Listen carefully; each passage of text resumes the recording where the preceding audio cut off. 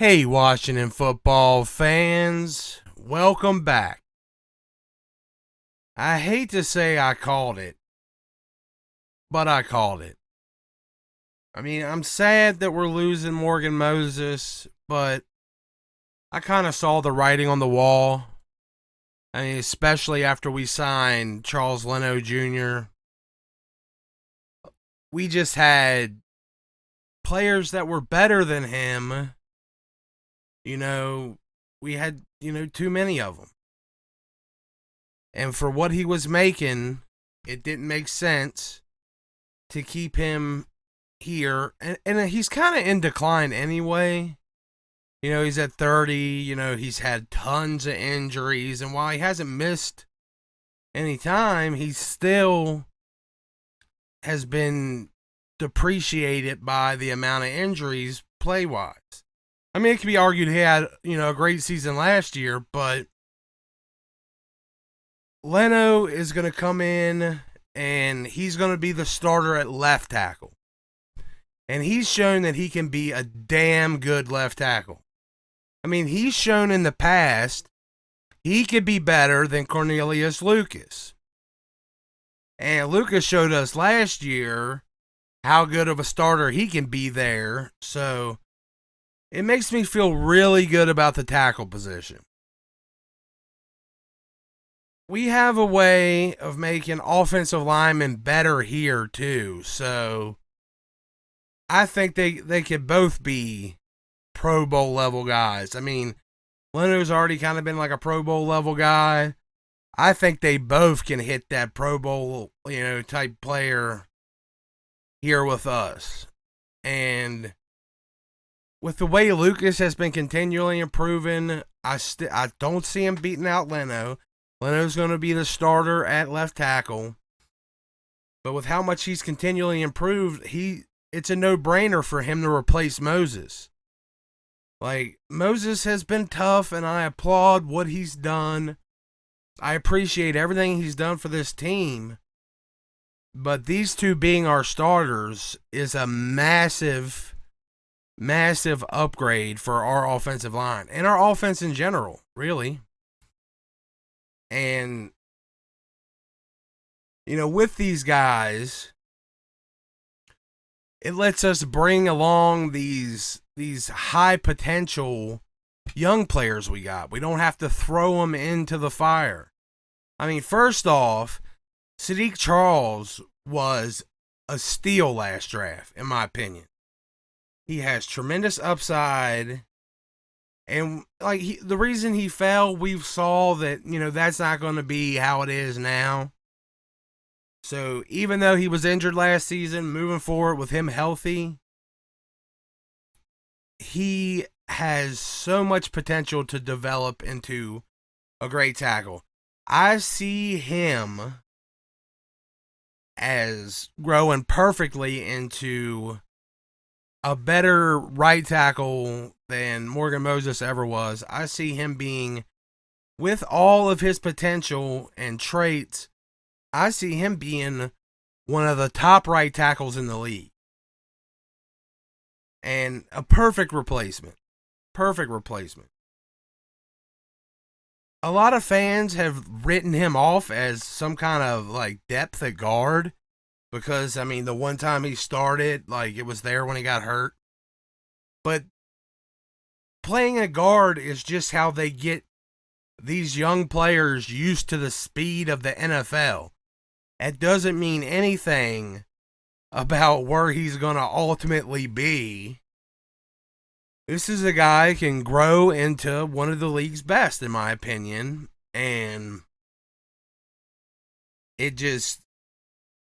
it wouldn't make sense to stick him at guard. Also, more importantly, he's listed as a tackle on the Washington website on the roster. I think that's the ultimate plan for him. This guy is going to be our starting right tackle of the future. And then with him, you got Cosme. Cosme's probably going to take some snaps at guard this year, too, to help him adapt to the NFL playing speed.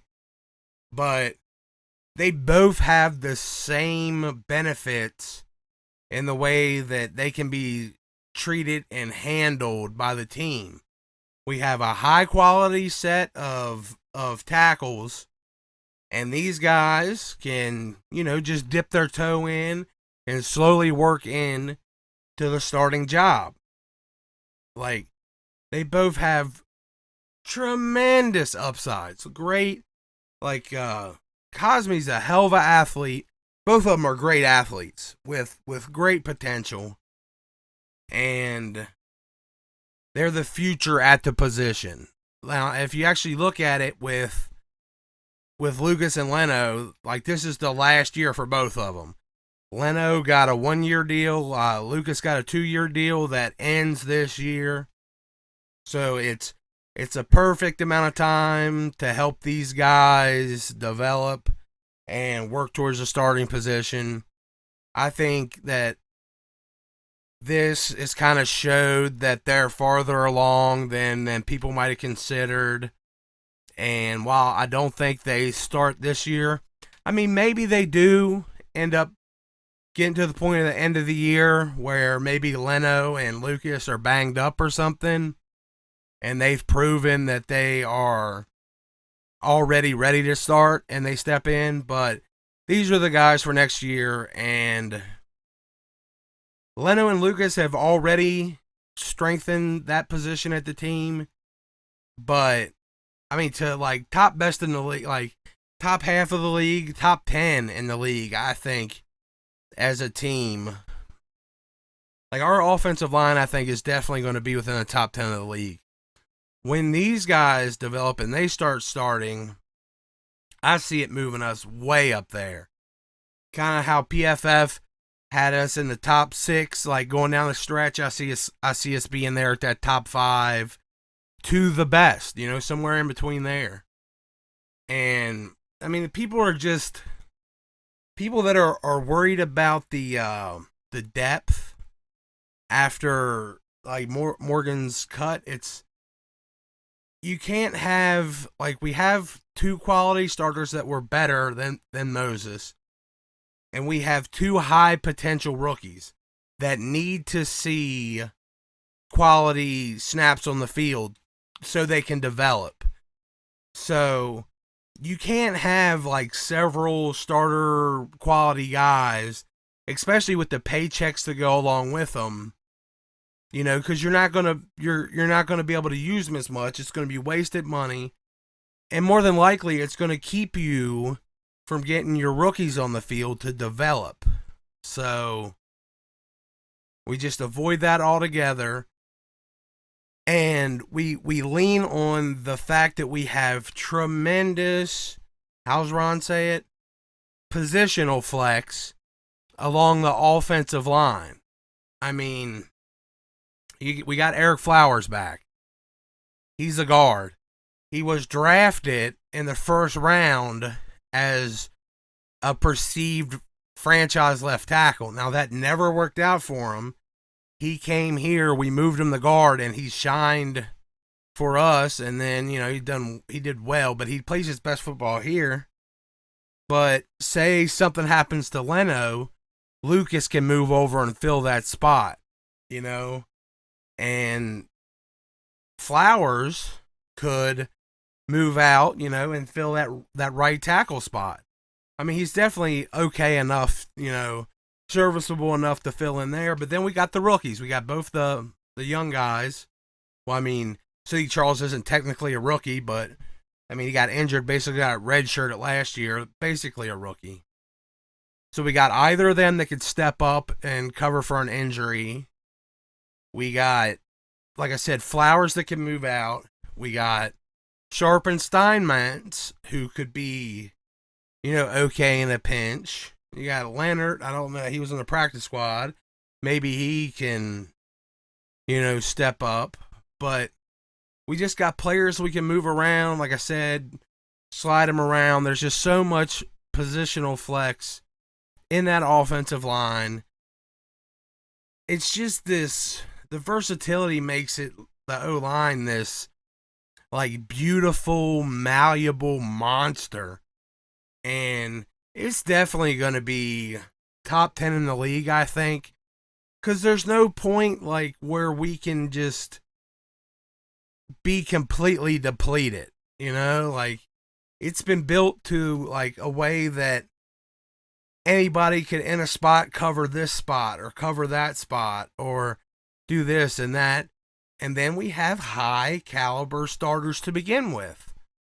So all things go, then all systems go, everybody in, it's rocking and rolling top 5. We get dinged up a bit, then it's still top 10 by just the caliber that the way we can fill in and everything. And then, like I said, the future looks tremendously bright with our bookends of the future.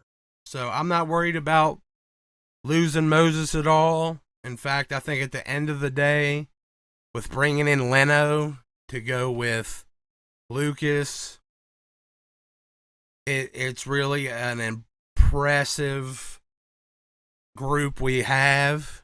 And I mean, some things were just going to have to be cut. Some players were going to have to be cut, and unfortunately, it's a guy the fans liked. But at the end of the day, we can't be afraid to get better. And I think now our offensive line altogether, especially with the prospect of the rookies we have coming up too, are possibly our biggest strength on the offensive line. I mean, in the offense. Like, we have our newly boosted wide receiver core, but I think our offensive line are the pillars to our strength offensively. Like, these guys are going to keep Ryan Fitzpatrick or Taylor Heineke. I'm fingers crossed Team Taylor here. They're going to keep either one of them clean and able to make the best decisions possible, target these weapons, the easiest way possible. And I think everything offensively has just come together beautifully. And I don't mind, saving some money to keep, some of our more important defensive players on the team by letting Moses go. I mean, it's sad, but end of the day, it's for the best. And kind of happy. I'm kind of happy Jerron was let go. I don't know why that guy was even on the team. Like, he was definitely just an extra body. Like, he got his chance at the beginning of last year, and they should have just been like, okay, well, you ain't it, and let him go, because I didn't see him even as a quality backup. But yeah, so I got a little rambly here. Just kind of like did this off the cuff. But let me know what you think down the bottom. You gonna miss Moses? Do you think we should have kept him? Are you worried about our depth? Even though like the great positional flex we have? Let me know down the bottom. If you like the video, please like the video. Drop me a sub. Please subscribe. Comment down below. Yeah, do all that YouTube stuff. And if you watch the video, I love you guys. Peace.